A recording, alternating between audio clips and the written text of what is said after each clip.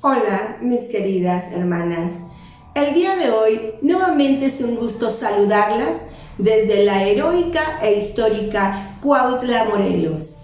Y vamos a continuar revisando la certificación del Ministerio de la Mujer 2023, Vestidas para la Misión. Continuamos revisando el módulo 1, Vestidas de Diligencia y Prudencia.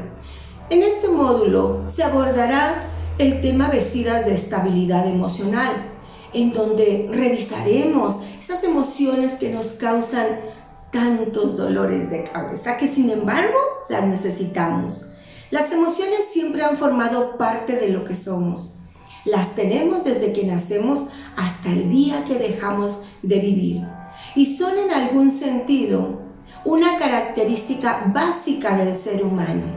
El sentir y experimentar sentimientos y emociones nos diferencian muchas veces de otros seres vivos.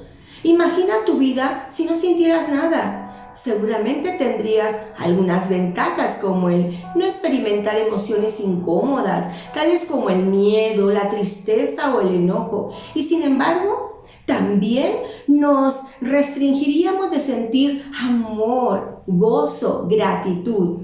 Sería como una vida sin sabor. Sin duda alguna, el aceptar y experimentar nuestras emociones será algo básico y es también algo bueno. Dios nos creó con emociones. Sin embargo, junto con la entrada del pecado, se adjuntaron algunas emociones incómodas. Y aún así, en el maravilloso plan de Dios, hizo que incluso esas emociones incómodas o negativas pues tuvieran una funcionalidad en nuestra vida. El ser humano experimenta al menos 4 emociones: tristeza, miedo, enojo y alegría, por supuesto. Pero entonces, ¿cuál es la diferencia entre sentimientos y emociones? Veámoslo de esta forma. Las emociones son una reacción física, es decir, las sientes en el cuerpo y durante poco tiempo. Por ejemplo, sentir mariposas en el estómago cuando te pones nerviosa o incrementar tu ritmo cardíaco cuando tienes miedo. Por otro lado, las emociones tienen una función adaptativa, es decir, cada emoción que experimentas ayuda o bloquea la adaptación de una nueva circunstancia. Pero cuando deja de ser una emoción funcional y se convierte en disfuncional, debe tener al menos estos 3 elementos: frecuencia, intensidad y deterioro. Revisemos entonces. Los sentimientos, por otro lado, son un estado afectivo que dura más que las emociones y son una mezcla entre las emociones primarias y las emociones secundarias. Bueno, vamos a revisar por partes. Veamos ahora cuáles son las funciones de nuestras emociones.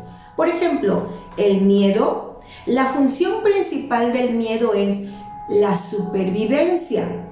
El miedo te permite estar alerta y reconocer lo que sucede a tu alrededor e identificar como peligro o seguro. Imagina tu vida si no experimentaras miedo. Podrás exponerte a situaciones peligrosas sin medir sus consecuencias. De hecho, un estudio sostiene que si el ser humano no sintiera miedo, pues viviría menos tiempo. Sin embargo, cuando el miedo funcional se torna disfuncional, puede ser incapacitante. De hecho, el miedo es una de las emociones más utilizadas por el enemigo para bloquear tu avance, ya que te incapacita y te estanca. Pues no por nada en la Biblia hay al menos 365 versículos dedicados al miedo, uno por uno cada día del año, porque Dios nos quiere recordar constantemente que aunque el miedo será parte de nuestra vida y parte de este mundo, no hay que tener ni temer, porque Dios está con nosotros y está fortaleciéndonos y nos ayuda. La tristeza. La tristeza es una de las emociones más incómodas que el ser humano experimenta. Se ha dicho que es más fácil incluso sentir miedo que tristeza.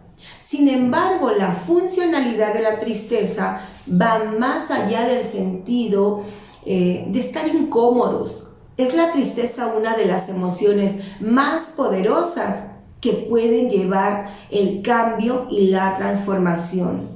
Cuando uno experimenta tristeza, puede caer en dos direcciones. Una de impedimento para seguir, que puede llevarnos a pensar, pues en dejar de vivir. O la segunda, un crisol para reconocer nuestra dependencia de Dios, acercarnos a Él y fortalecer nuestro carácter. Por otro lado, el enojo, podríamos preguntarnos, ¿cuál es la funcionalidad del enojo? Y es que realmente el enojo es una de las emociones más reactivas, es decir, que nos hace reaccionar más impulsivamente debido a su impacto biológico. Entonces, ¿qué de funcional podría tener el enojo? Una de las funciones más identificadas del enojo es que proviene de la capacidad de discernir lo que rechazamos y lo que consideramos pues injusto. De hecho, muchos autores han determinado que la injusticia es el origen del enojo. Es decir, cada vez que sentimos una injusticia hacia nuestros hijos, nuestra pareja, nuestro prójimo, sentimos enojo. Sentir necesidad de justicia no es malo, todo lo contrario. Sin embargo, puede convertirse en riesgoso cuando somos nosotros quienes queremos hacer y actuar en base a nuestra propia justicia. Revisemos ahora la alegría. Finalmente, la alegría es la emoción que más nos gusta experimentar. Y tiene sentido. Fuimos creados para ser felices y para tener alegría. La funcionalidad de la alegría va más allá del sentirnos bien. Es la alegría o el gozo lo que promueve rasgos de carácter que son saludables para nuestro ser, tales como la gratitud, vinculación emocional con otros y bondad. No por nada la Biblia nos exhorta a estar siempre gozosos. Intensamente también Pablo asocia el gozo con la oración, la gratitud y la vinculación emocional. Y ya que conocemos las emociones, su funcionalidad y su descripción, ahora, ¿cómo las regulamos? ¿Cómo mantenemos nuestras emociones funcionales que nos generen estabilidad? Y vamos a resumirlo en estos 3 sencillos pasos. Número 1. Identifica el origen de la emoción. Recuerda que sentirla no es malo.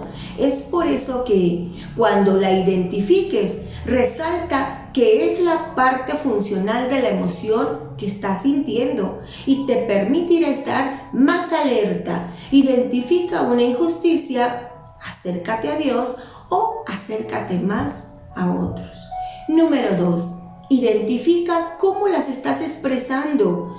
¿Qué estás haciendo cuando sientes la emoción? Recuerda que el efecto biológico y físico son los latidos de tu corazón, la sudoración de las manos. Dura poco, por supuesto, entonces procura buscar un espacio para respirar y evalúa si lo que estás haciendo tendrá mayores consecuencias o aminorará el efecto de la situación. Y por último, número 3, identifica tus pensamientos. Finalmente, identificar qué piensas cuando estás sintiendo la emoción es parte, muchas veces, lo que menos hacemos cuando sentimos y después pensamos. Sin embargo, identificar tus pensamientos te ayudará a evaluar si estos están manteniendo la emoción disfuncional o te están ayudando a salir de ella.